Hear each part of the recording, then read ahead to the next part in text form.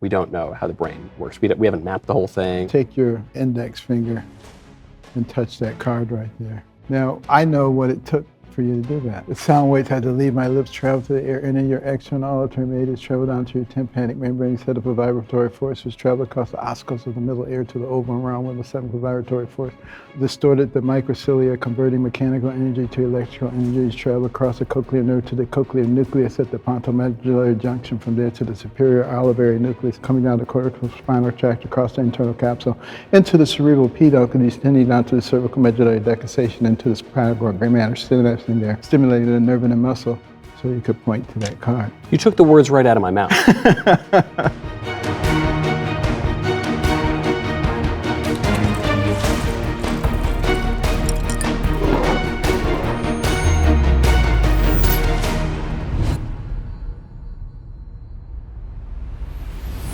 There are not many things that could get me to drink a martini at 10 o'clock in the morning.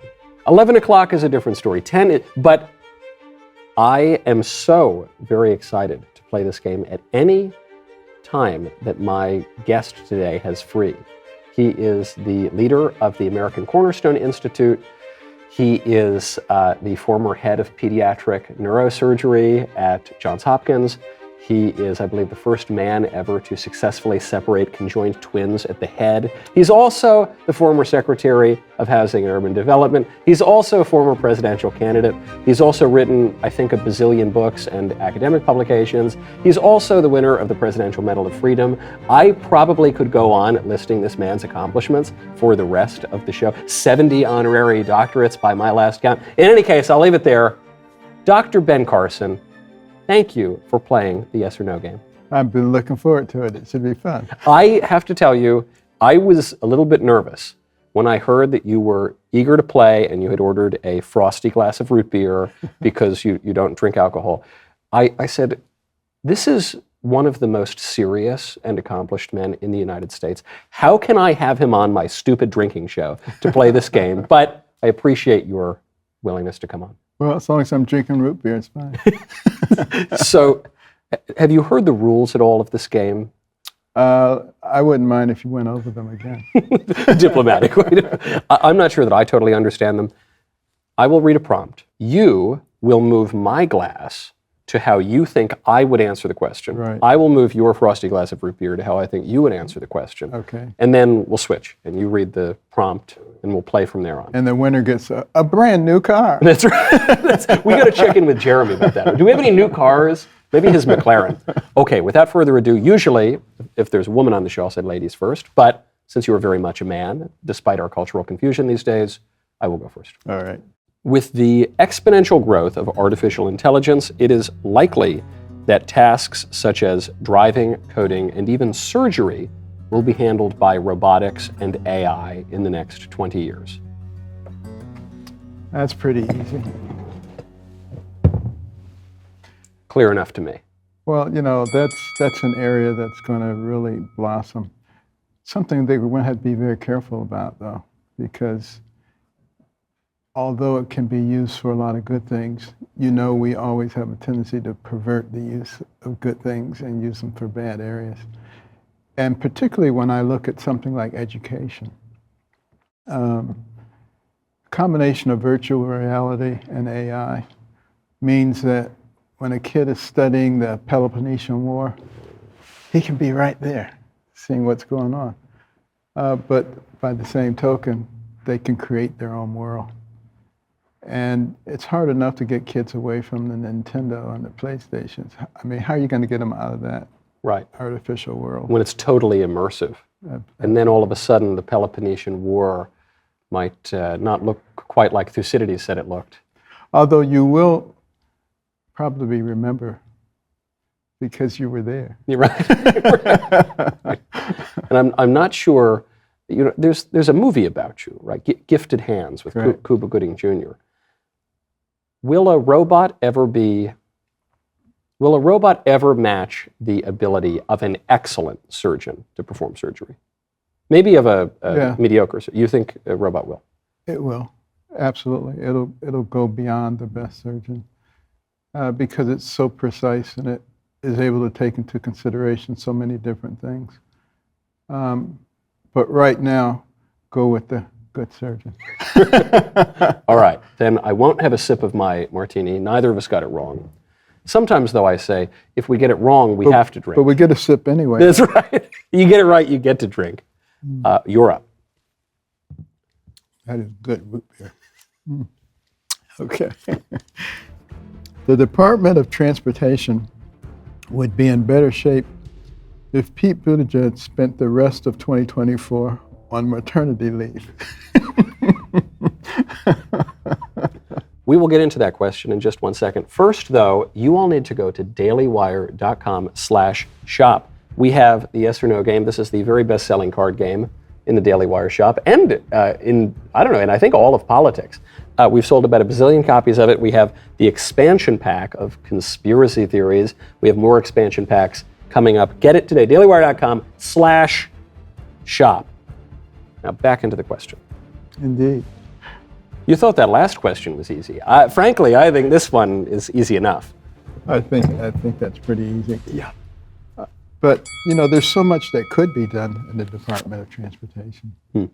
Have you ever thought about, for instance, you come to a stop at a red light. There's nothing going in either direction, and yet you're sitting there for 2 minutes. Yes. That makes no sense. Dr. Carson, I thank you for saying that. I had this argument with a buddy of mine a couple of years ago. I said, I had been driving at night, no one was around me. I said, I should be able to break the law. And he argued, he was a real stickler.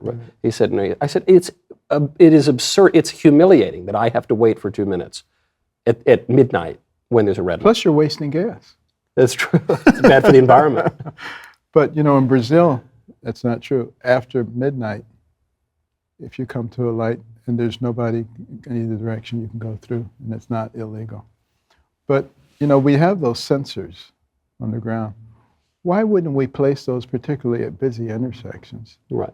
So that if there's nothing coming, the light stays green in your direction. That would be a simple thing. It would pay for itself in the amount of fuel that is not wasted. Those are the things that the Department of Transportation ought to be thinking about. Instead, they're focused on the racist bridges in Long Island. Exactly. Yeah. All right. Unlike Michael Knowles, Dr. Carson is not a failed actor. Who wrote these questions? We need to have some personnel conversations after this. I've read a fair bit of your biography. I don't think I saw any Broadway or soft shoe on there, so I'm going to say,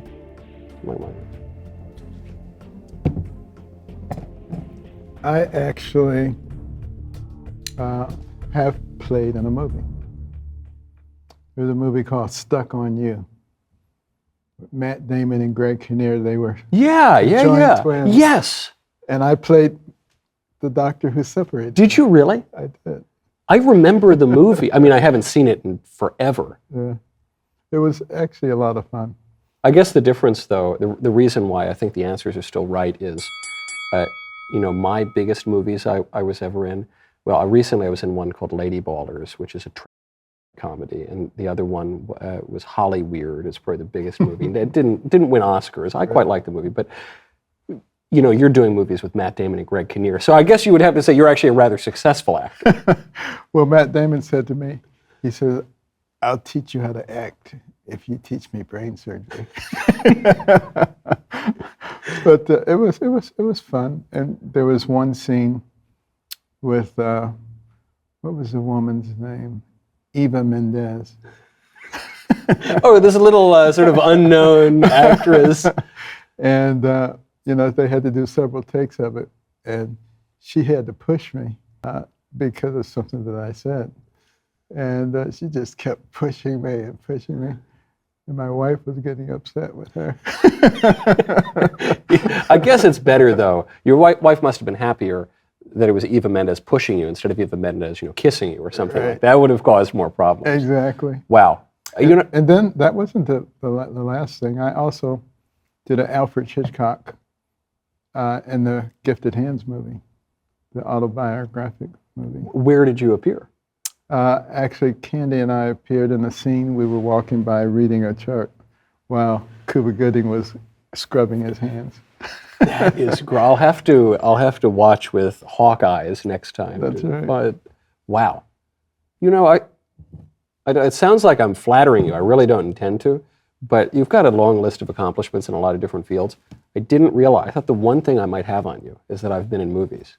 That's gone. That's out too. Okay, you're up. All right.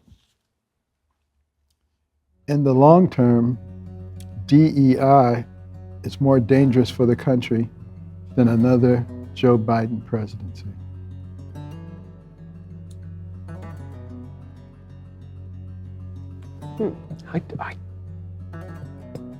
What would you answer? I guess I'm going to say no. You're right. I agree. It is not. They're both very dangerous. There's no question about that. But I'm not sure the country could survive another Joe Biden presidency. Yeah. The direction that we're going in so quickly and so destructively.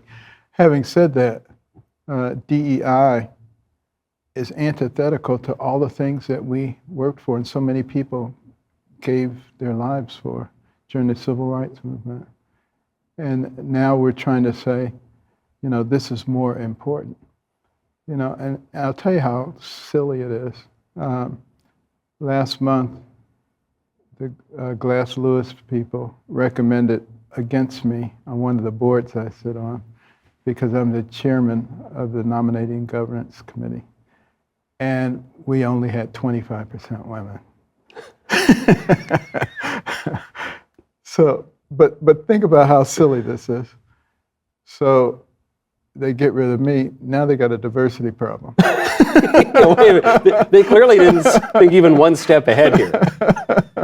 It's so ridiculous. There's also the fact that DEI, it's annoying, it's bad, it's quite dangerous, but it's just a persistent liberal impulse that keeps cropping up over the ages. Whereas when we're talking about another Biden presidency, we're talking about pretty concrete political power to actually instantiate all of these kind of policies. Mm-hmm. It's not, you know, it's even kind of difficult to separate the two as far as I can tell. It's just one is this annoying ideology that pervades a lot of corporate America. Right. The other is the power to implement it at a much larger scale. Well, to understand the Biden administration and their things that they advocate, just read the book by Saul Alinsky, Rules for Radicals.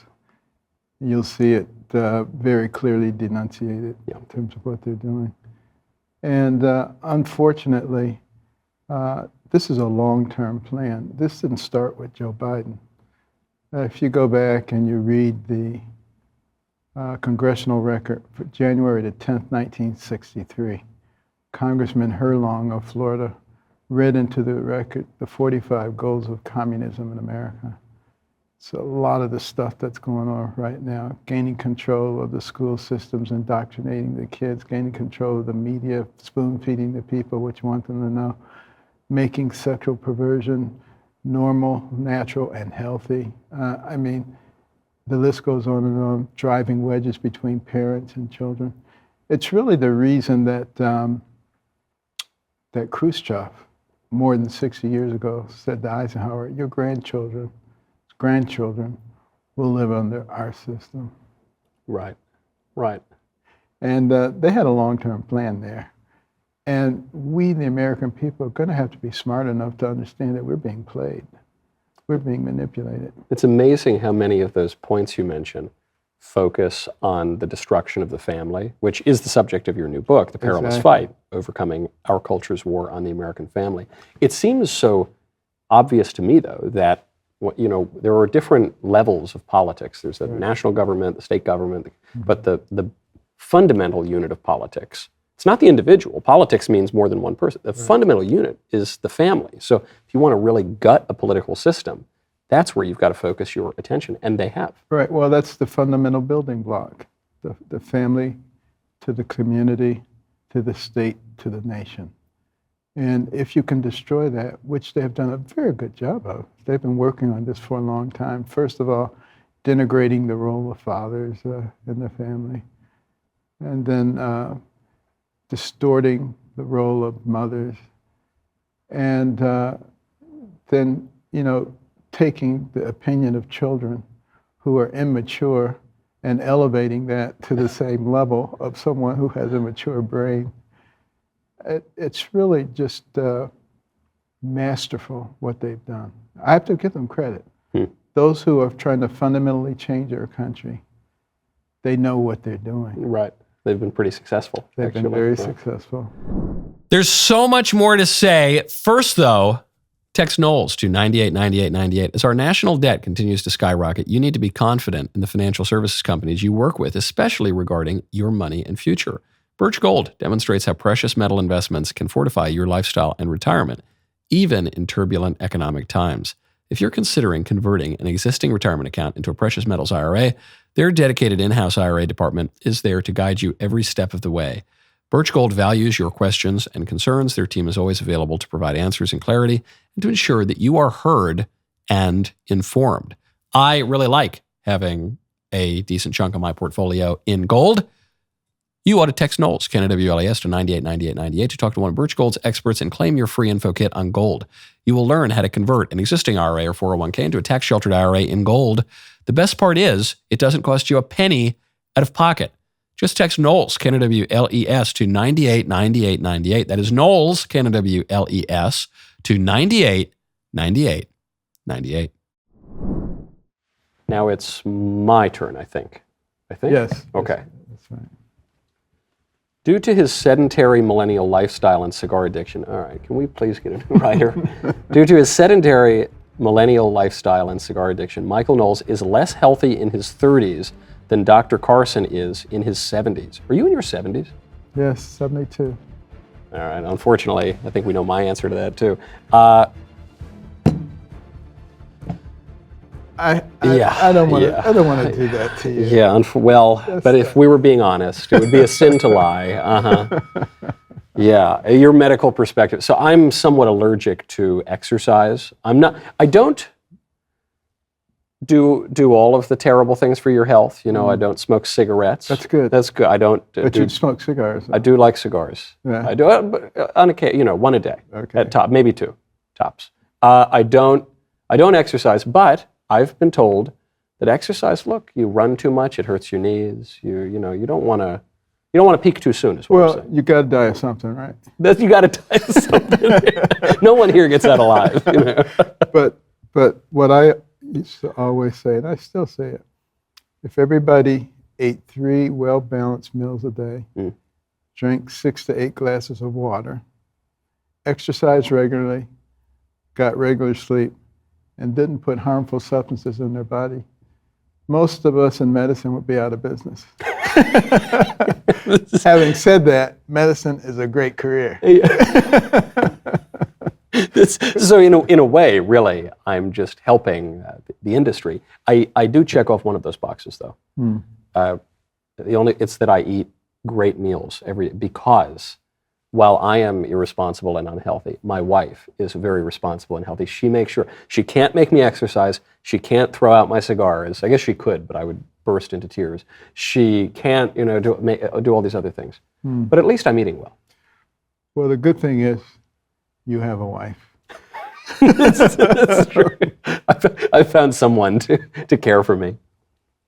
And that's not a trite statement because a lot of people aren't getting married these days. Have you noticed that? It's very distressing. And if you don't get married and you don't procreate, what happens to your population over the course of time?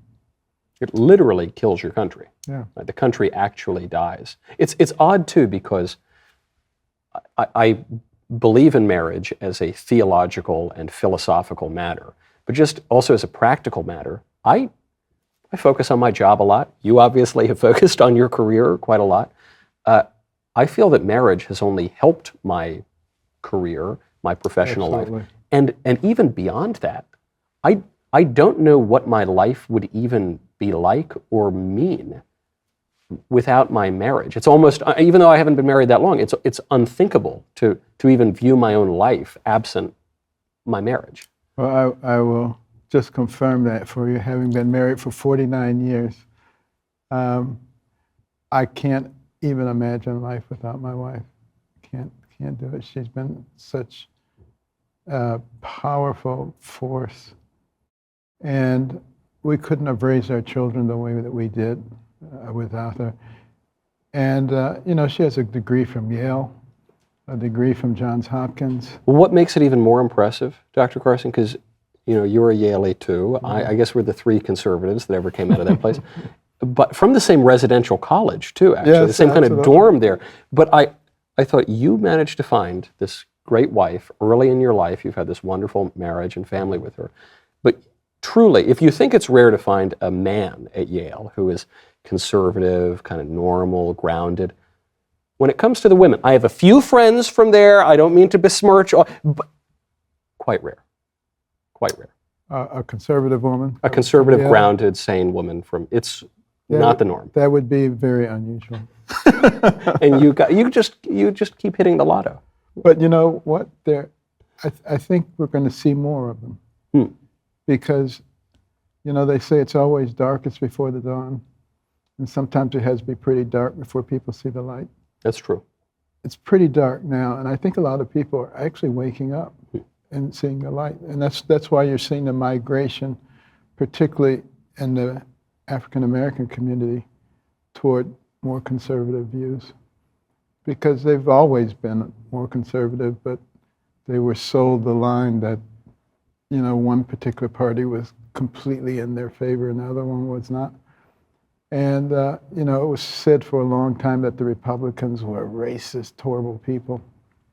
And growing up as a Democrat myself, I did the wrong thing from the Democratic point of view. I listened to a Republican. I listened to Ronald Reagan. And I said, he doesn't sound like a horrible racist person. In fact, he sounds just like my mother.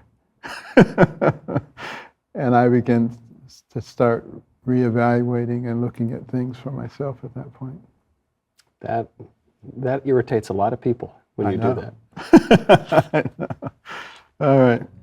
After listening to Sam Harris, there is a greater than 50% chance Trump derangement syndrome is a legitimate neurological disease.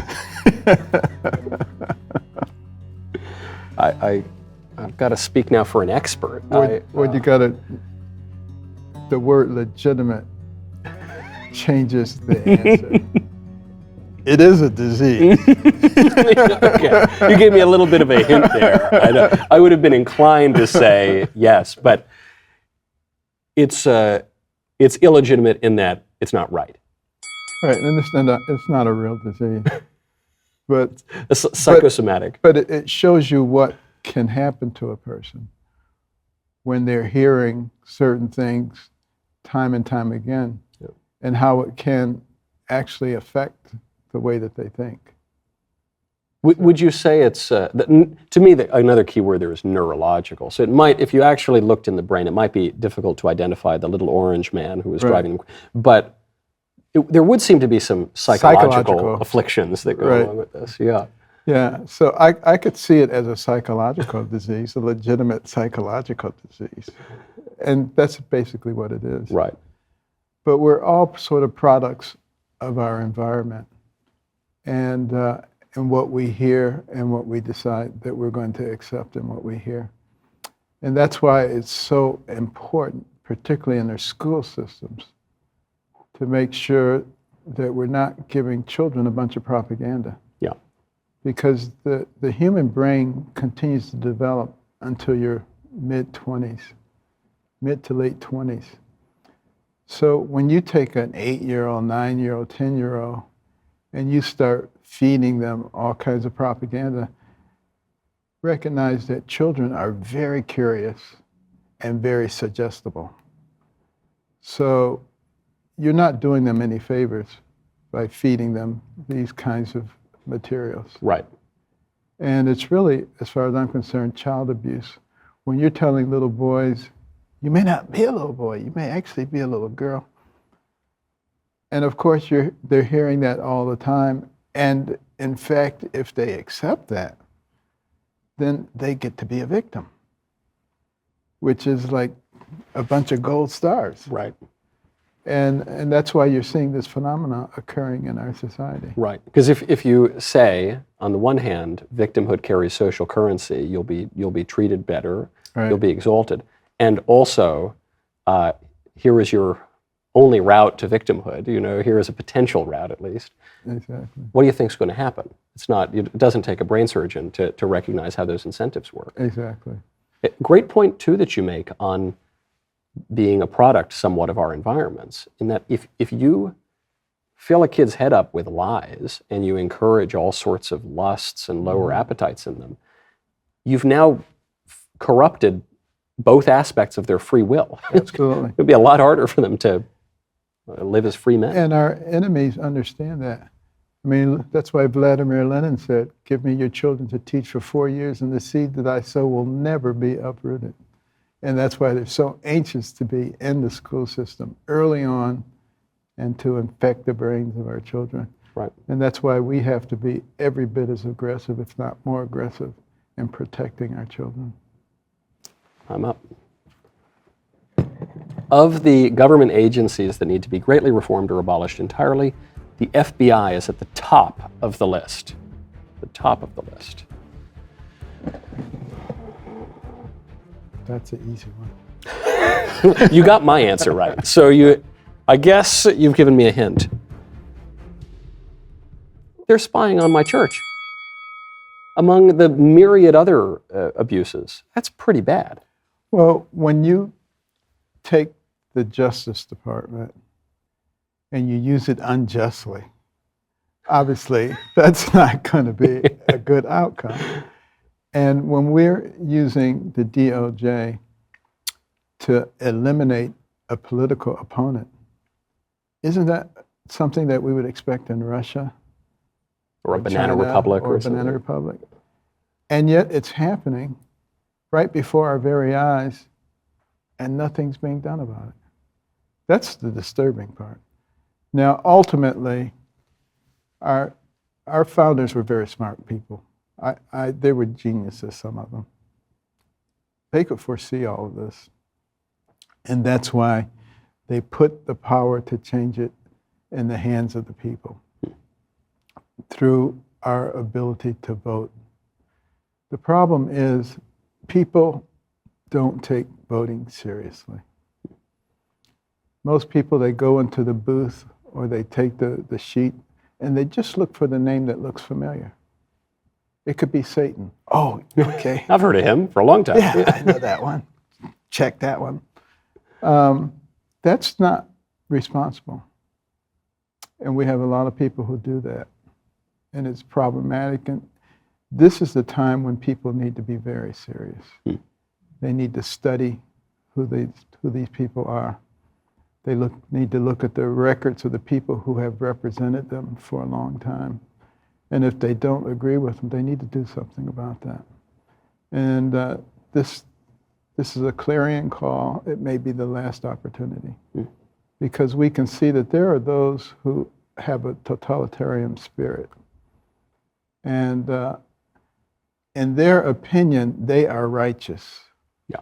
And anybody who opposes them is unrighteous, and it really doesn't matter what you do to them. And if righteousness is defined essentially by their own will, then there's nothing that they're not justified in doing in their own minds. It's really the same mindset the jihadists have, and the infidels. You can do anything to them. You can lie them, you can cheat them, you can kill them, and it doesn't really count against you. It's the same mindset. There's a remark that Pope Benedict made in Regensburg some years ago when he said there's a distinction between the God of Christianity and the God of Islam. And the God of Christianity is synonymous with logic. He's the logos. Whereas, and Pope Benedict got in trouble for saying this, but he cited a medieval Islamic writer, Ibn Hazm, who pointed out that the God of Islam is a God of pure will, pure transcendent will, such that if Allah in Islam wanted to make his followers worship idols, he could do that. Right. Whereas within Christianity, you have a logical God. I think your comparison to the jihadis is apt in that we're talking about a total transcendent will. One day they can tell us the distinction between men and women is very important to advance feminism or to advance gay rights or something. The next day they'll tell us there's no distinction at all to advance transgenderism. Exactly. It doesn't matter. And then Thursday they're going to tell us something totally different. And of course they assume that people are stupid. Sometimes a fair judgment, actually. You know. Indeed. I'm up. No, you're up. I think I'm up. You're up. It is more difficult to find a reason to vote for Democrats than it is to separate conjoined twins. No, I have to answer for you. That seems easy. Well, it is difficult to find a reason to vote for Democrats unless you've been Brainwashed indoctrinated. for you. No. Then it's easy. Now at least I finally get to drink since I got your answer wrong. Then it's easy. So, My only reason why I would say yes, it is easier to separate conjoined twins at the head than it is to find a reason to vote for Democrats is, I'm not saying that's true for everyone, right.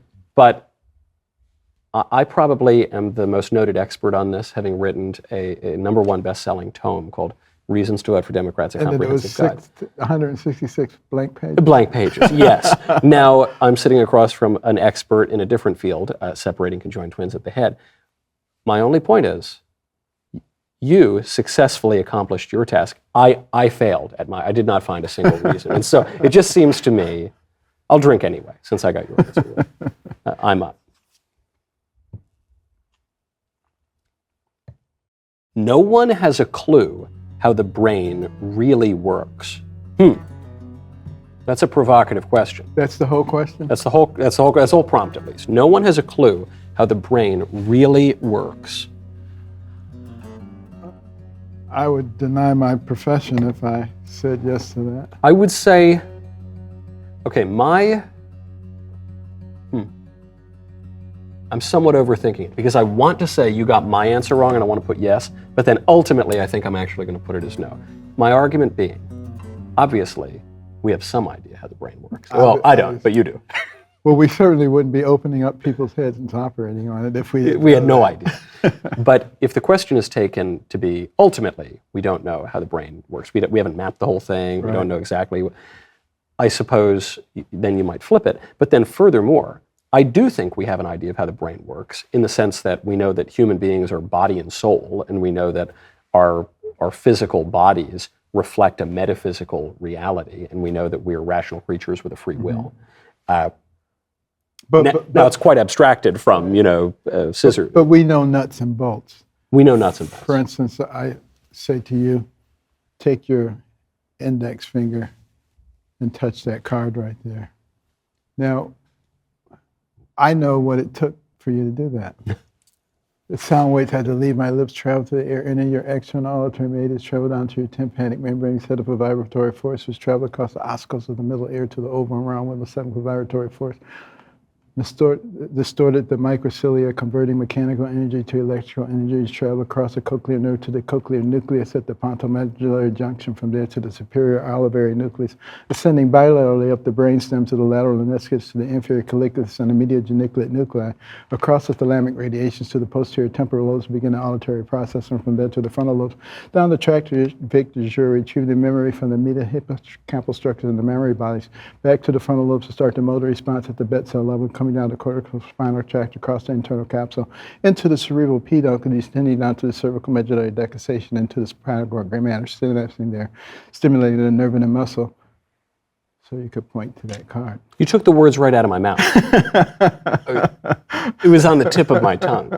But of course. But my point being, we know a lot about the brain. We just don't know all there is to know about it. But that is more, you're right, I'm willing to wager that is more than nothing. More than nothing. You're up. I'll drink anyway, just to try to understand all. The euphonium is for people who can't handle the tuba. For those who don't know, the euphonium is a baritone. Well, I think I know your answer. It better be.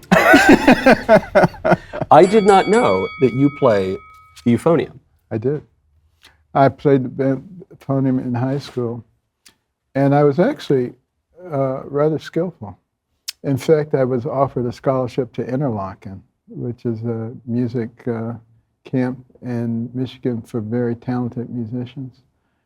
And my band teacher, even though it would have been a big feather in his cap, he said, Benny, don't accept it because you're going to be a great doctor and I don't want you to get distracted. Wow. There are some very good teachers who actually care a lot more about their students than they do about their own accolades. That was a good example of them. There have been a lot of good teachers that I've encountered over the course of time. Unfortunately, many teachers have also subscribed to Marxist-like tendencies. The teacher unions have subscribed to Marxist philosophies. And we have a problem, and that's why there's such an explosion right now of charter schools, You're right. home schools, faith-based schools, trying to avert some of the damage that those people can do to our kids. Do you ever regret passing on the high-flying euphonium star lifestyle? The groupies? I don't, because I still get to enjoy the music because my wife is a musician. Now, what does she play? She's a violinist. And she was playing at a concert here last night with the Nashville Praise Symphony. You know, I strum a guitar, a little ukulele every now and again, but then you really raise the bar with the euphonium and the violin. Well, my kids all played. My wife had them all playing string instruments as they were growing up, one on the violin, one on the viola, one on the cello. And You have a nice little and then trio. she plays violin, so they had a string quartet.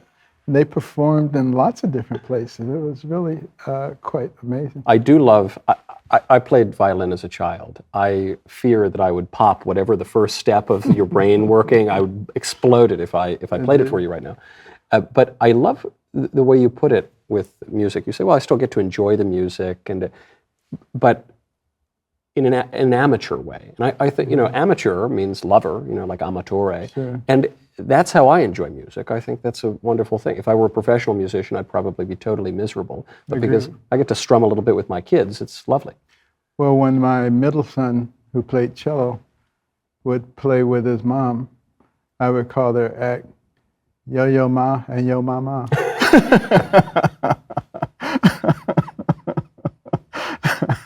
That would sell. If you released an album with that would sell. Dr. Ben Carson is known for beating the odds throughout his life. However, graduating from Yale University and joining the Navy while being married to a woman might have been statistically the greatest improbability. Dr. Carson, I don't know if you've heard some of the pop culture rumors about Yale. They suggest that Yaleys are a touch light in the loafers. They make the same kind of arguments about the Navy. My grandfather was a Navy captain, a lot of family in the Navy. And as a graduate of Yale, I would like to be offended on your behalf for that extremely insulting question, even if statistically there might be some truth to it, to acknowledge. Well, I was never in the Navy. You were never in the, okay, so they got that part wrong. I don't know where that came from. My brother was in the Navy. Married to a woman. He is married to a woman. Okay, all right, so he beat the odds too. So, okay, we still have to answer. Well, read the question again. Okay, all right, I want to get the wording right. Dr. Ben Carson is known for beating the odds throughout his life. However, graduating from Yale University and joining the Navy, you can tell the quality of researchers we have here in the producer room, while being married to a woman might have been statistically the greatest improbability. I think we have to cancel that question since it's based on inappropriate information. It's based on a false premise. Yes, I agree. And also, when they talk about Yale, they say 1 in 4, maybe more. Statistically, the odds of becoming the greatest neurosurgeon in the country, actually tougher odds than all of that. You're up. Potentially. Ooh, that's a long one. The first thing we should do to help overcome our culture's war on the American family is to reform divorce laws to be more fair to men and encourage women to not get tattoos or start OnlyFans accounts. There is a slight tie in here. I recently had a debate with a young woman who, she might put it differently, but it seems that she discourages men from getting married because the divorce laws obviously are quite unfair and not conducive to flourishing today. Right. But she says, basically, until those divorce laws change, it's a bad idea to get married. Whereas I say, it's always a good idea to get married, be fruitful and multiply, what God has joined, let no man separate. It's a good idea to get married, but people need to understand marriage. And, when two people get married, it's like taking two pieces of sandpaper and rubbing them together. There's going to be friction. Yeah. Okay, but you got to keep rubbing them together until they become smooth. And, no-fault divorce and all these easy ways of getting out of it. Yeah. It's not very helpful. No. And I remember as a child how hurtful it was when my parents got divorced. Every night I prayed that they would get back together. They never did. And of course, as I got older, I understood why, because my father was a bigamist. So that could never have worked, obviously. Wow. He previously had been married. He married my mother when she was 13 years old. And, she was happy to do that because trying to escape from dire poverty in rural Tennessee, a large family where she was shuffled from home to home. She was just trying to get out of there. She had less than a third grade education. But I'll tell you an interesting thing about my mother with all that going on. She never played the victim. She never made excuses. She never felt sorry for herself. Problem was she never felt sorry for us either. And there's really when you say, ouch, Mom, I scraped my knee today, or I'm too tired to do it, you say, oh, really? I have a third grade education. I escaped poverty at 13. That's right. I don't want to hear it, kids. That's exactly right. That I do love that attitude, though, that you're describing of her, which is, I basically think there is no reason ever to whine about anything. If you're going to criticize something as a political matter and then try to fix that, I'm all for it. But just kind of whining about any slight that happens to you, I think basically in all circumstances, it's not going to help you. Yeah, but I'm for anything that will preserve marriage. Right. And put divorce on the back burner. Yeah. The reason sometimes people don't, they say, why divorce law? There's so many other problems in the country, the border, the economy, the this. And I think, right, I understand. It seems a little abstracted, but it's what we were talking about earlier. The family is the building block of the whole political order. Exactly. If you fracture that, you can never have a stable political order. It's just not possible. Right, and understand that that's where children get their values from. That's where they get their self-worth from. And one of the reasons that the social media and all these things have become so powerful is because children are not getting their solid foundation and base from their family. They're going to look for some place to get it. And unfortunately, those places frequently are not good places. Right. Okay, I think I'm up. Nicotine in its pure form is more beneficial for the human brain than CBD oil. Okay, so we're talking about two substances, one a derivative of tobacco, one a derivative of the Haitian oregano, the devil's lettuce, the sin spinach, as some call it. Nicotine is more beneficial than, or less harmful, say? Well, let's put it this way. Nicotine is one of the most addictive substances known to man. Even more addictive than the ingredients of that joint that people smoke. Well, with that hint, I'm going to say you will say no. I think you're correct. My answer, Dr. Carson, I may finally have pulled ahead in this game because now say it's just my own bias because I like cigars and have a cigar company, Mayflower Cigars. I'm not saying either are beneficial necessarily, but nicotine sharpens your senses. It, for better or worse. Whereas marijuana dulls your senses. The best thing that comes out of marijuana is it makes you appreciate Doritos more than you previously did.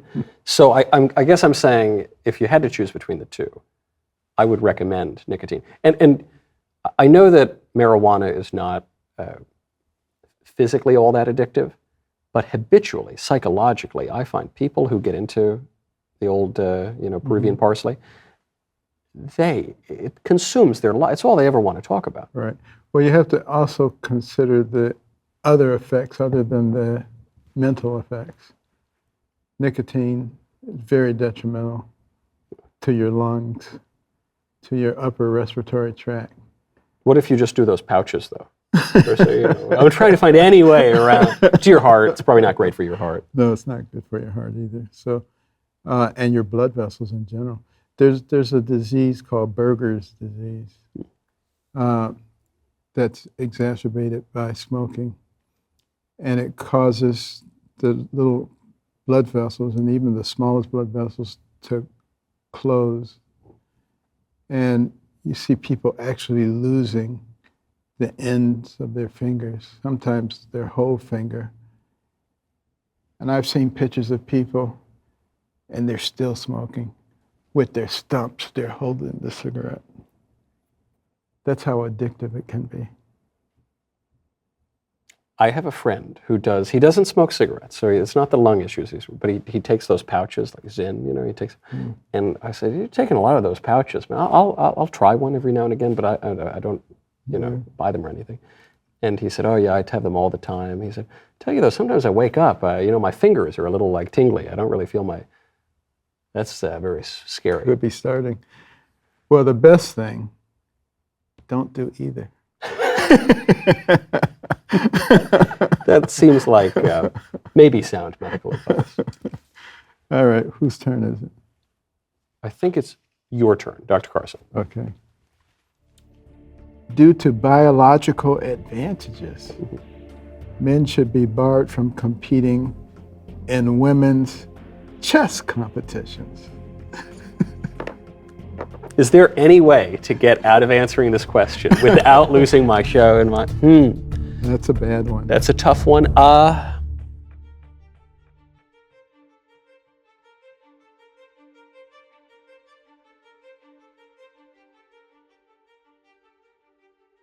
are we doing on the score here? I'm sure I'm losing.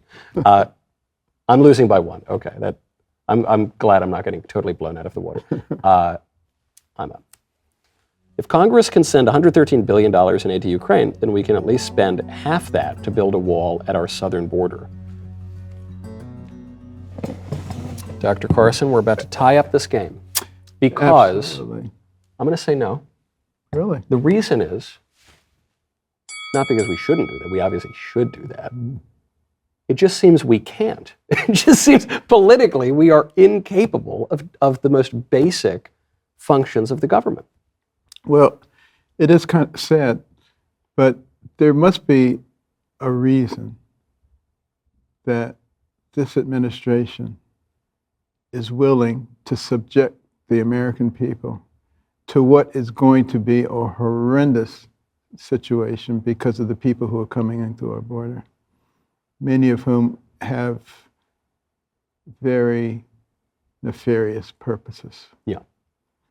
And they're going to inflict tremendous harm on us.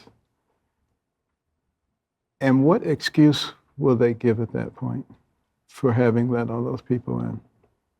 No, because they pretend that all those people, some of whom are from the Middle East, some of whom are from China, some of whom are from all over the place, all of whom have worked with the criminal cartels which control the border, they'll say those people, they're just dreamers, escaping political repression in Honduras or something. Would they say that about their own home in which they had children? If all of a sudden the prisons let everybody out and a whole bunch of people came to their house and said, I like your house, I want to live here, I'm going to eat your food, I'm going to sleep in your bed, and I'm going to do all these things. But it won't happen to their house. It's going to happen in El Paso, Right. Then they'll send them to politically convenient places around the country. Exactly. Right. You're up. Okay. I'll drink anyway. Me too. I do,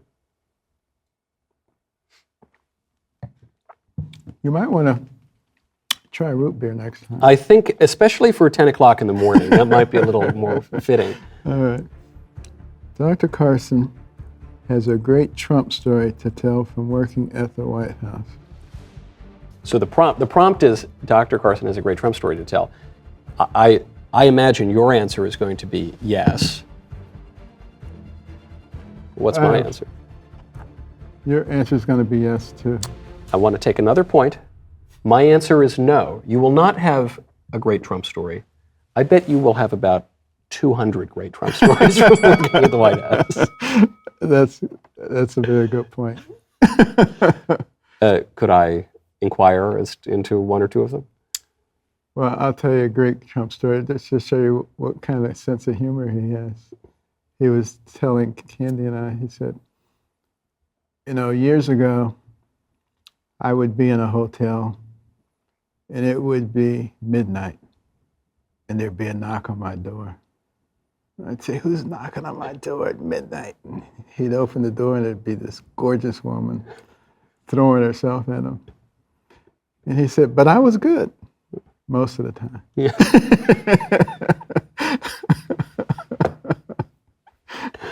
So it's sort of like the Ben Franklin autobiography, in which he says that he decided that he was going to become a paragon of virtue.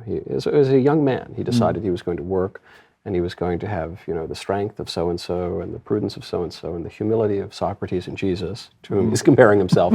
But then he says, and along the way on my path to virtue, occasionally a woman fell into my path. And I said, this sort of fell from the sky? How did that happen?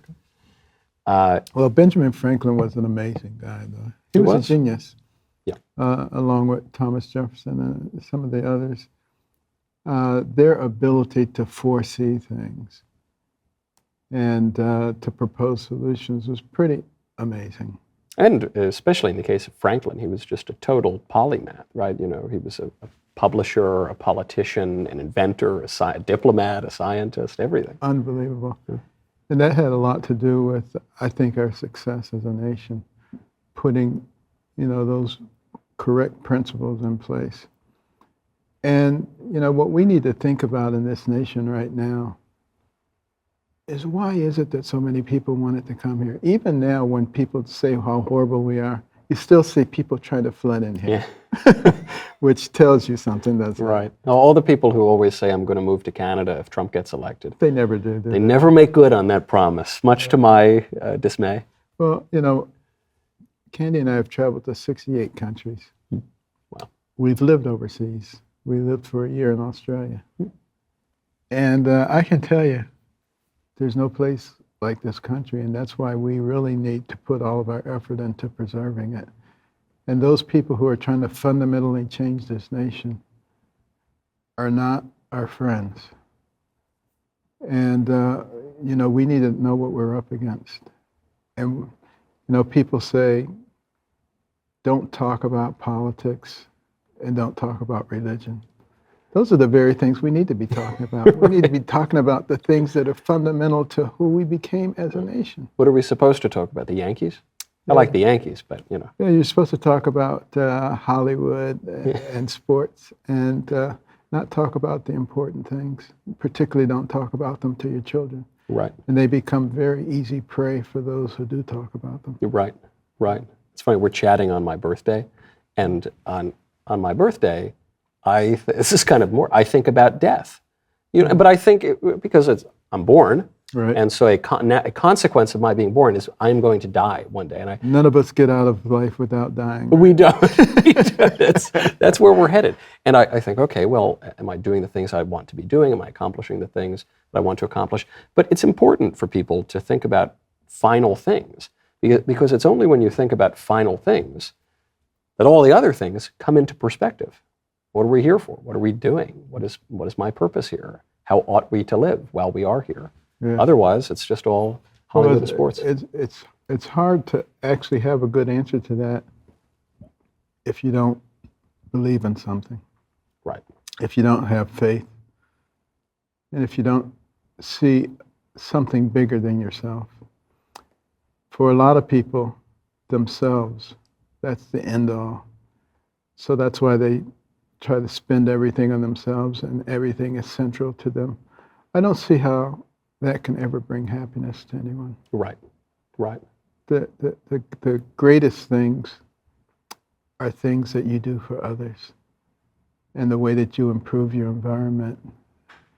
And I remember about a year ago, I was in the airport, and a guy comes running up to me. And he says, Dr. Carson, you won't remember me, but 30 years ago, you operated on my daughter. She was 3 years old. She had a malignant brain tumor. Everybody said she was going to die. And last week, we celebrated her 33rd birthday. You know, those are cool things. Wow. Say, you're right, I don't remember you, but I'm glad you came up to me. I'm glad it worked out. Absolutely. Wow. But what we can do in our environment to improve it for others, that's the only thing that I think brings real happiness. Right. Stuff doesn't do it. You know, I can tell you from having grown up in dire poverty to, you know, now when, you know, we're very affluent people now, but that doesn't bring happiness. Yeah. What brings happiness is the relationships that you have with other people and the things that you do in your environment. Right, right. They have not figured out a way to take it with them yet. Maybe when you figure out how to take it with you, maybe that'll change, but I wouldn't hold my breath for it. You're right. Or is it you? You were the last question. The last Okay. question. If Michael Knowles had chosen to become a neurosurgeon, he would have made the world a better place. He wouldn't have been a good doctor, but at least he wouldn't be doing political commentary anymore. Well, I think Ben Shapiro wrote these questions. Actually, I'm now beginning. It wasn't Ben Davies. It was Ben Shapiro. So he would have made the world. You would have made the world a better place. That's true. I was about to answer no for you. Well, that part is true. You would have made the world a better place. Okay. But I'm not sure that you wouldn't have been a good doctor. You would have been a good doctor. You would have been a good doctor. Thank you. So take that, producers, you big jerks. Dr. Ben Carson, one of the biggest, most important doctors in America, says I would have been good. So take that. That's great. Well, I'm glad. I would have gotten that wrong anyway. I'm sure you beat me at the game. I don't even know what the score is. I am going to toast to that. That's very kind of you to end with a compliment. All right, even the 4 sips I've had of this have been a little much. Maybe I'll eat the olive and that can be my breakfast. Dr. Carson, this was truly among the top birthday gifts I could have gotten. To meet you today, to find out that not only are you, a man that I've admired for a long time, but you're even more admirable because you managed to make it out of that crazy institution in New Haven and have such an amazing and important career. Well, let's pray for our alma mater. And our country. They have sort of gone a little bit over the deep end. But there are good people there. Yeah. And, it started out as an institution that prepared ministers. And for God, for country, and for Yale was the slogan. You look at Harvard, you look at all of these schools, they all started out that way. And look what's happened over the course of time. And it's happening largely because people remain silent. I think the majority of Americans actually think logically and have common sense. What is missing is courage. People don't want to be canceled. They don't want to be called a nasty name. But what they have to remember is you cannot be the land of the free if you're not the home of the brave. Courage being the prerequisite of all of the virtues. And my friend Andrew Clavin sometimes points out, the problem is not so much that our elites, whether we're talking about at a university or in the government or media, wherever, it's not that our elites won't practice what they preach, it's that they won't preach what they practice. In that the elites still know it's good to get married, it's good to have a family, it's good to focus on education, it's good to work hard, it's good to better yourself, it's good. They know that. They do know. They do that for themselves. They just tell everyone else not to do it. They give them terrible advice, they brainwash them, and it's no wonder when those people have much more difficult lives. Absolutely.